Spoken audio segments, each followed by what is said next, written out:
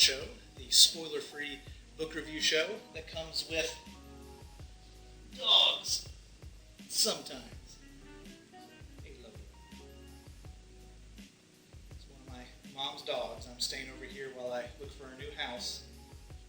So I get to use their nice sunroom to do some reviews and hang out with the dogs. I'm going to introduce the other two dogs later. I guess that'll have to be keep you interested, keep you watching again. You can hear them prancing around below me on the hardwood sometimes. So today, I figured I'd talk about a classic, the Hermann Hesse book, Siddhartha. I think I'm saying that right. I really should know. But if you've never read Hermann Hesse before, he is very interesting and very challenging, in my opinion. Just because it's not like his writing style is that difficult on the surface, but I do feel like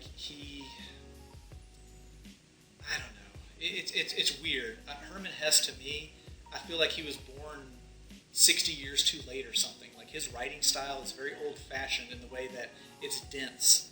And so, even though his books are almost always quite short, and it's not like, you're not talking about microscopic font or anything, just for me personally, sometimes reading through them, I'm just kind of, takes me longer to read through a book like this than it would a book, 400, 500, 600 pages that's some breezy, fast, kind of more fun sort of thing.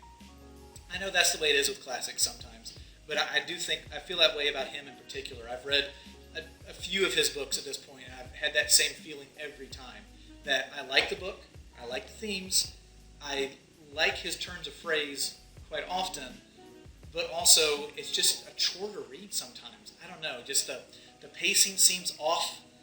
It's a very languid kind of pacing in all his books. It's sort of, we'll get there when we get there sort of feeling to it.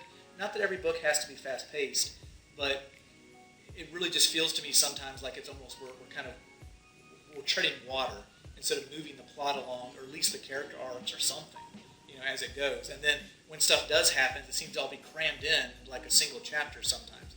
That's just my thoughts. I'm sure there's a whole lot of literary professors out there that would disagree with me, and that's fine. I'm not saying Hermann Hesse is a bad writer at all. He's very talented.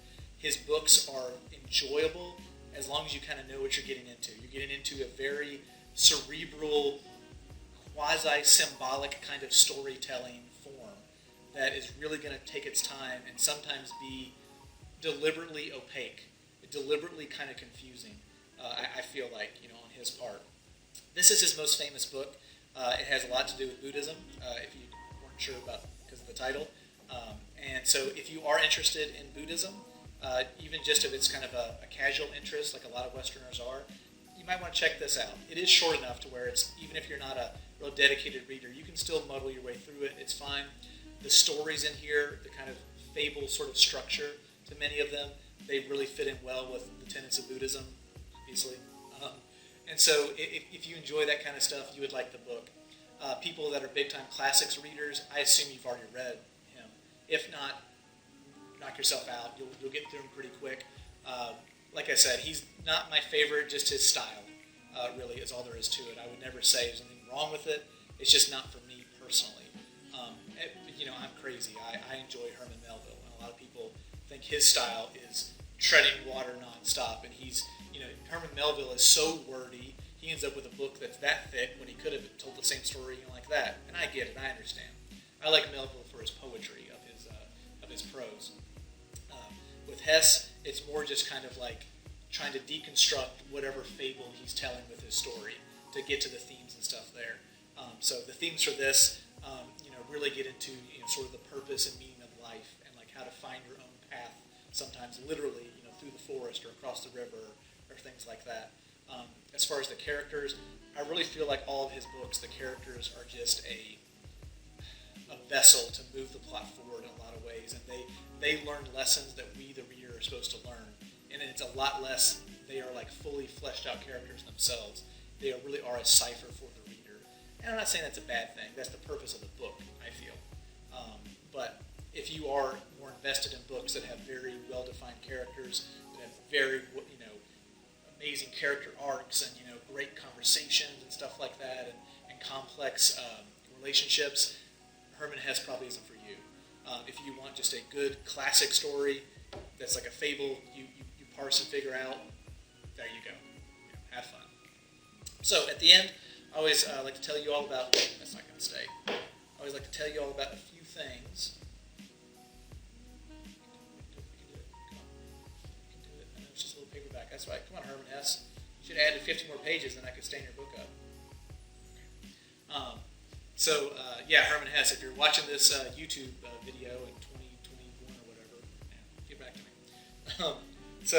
Book I'm kind of leafing through right now, reading a little bit. This is The Ideals Guide to Literary Places in the USA. I will review this later. It's a neat little quick read. Those of you guys who like literature but also like history, right up your alley. As far as other stuff, my hat today, one of my favorite hats. I bought it on the streets of Seoul in South Korea, like I did like a lot of cool clothes. Seoul gets in all this weird one-off fashion things that you might find once in some little boutique stall in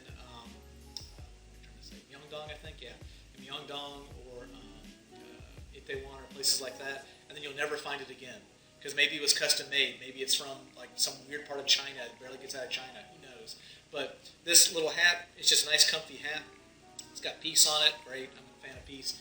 But I just bought it off the street when I was walking around there in Seoul, and it's just been one of my go-to hats ever since. If you want to hear more travel, see more travel stuff, I should say, check out my travel channel. Lots of random videos in there. I'll add in a few commentaries in there too.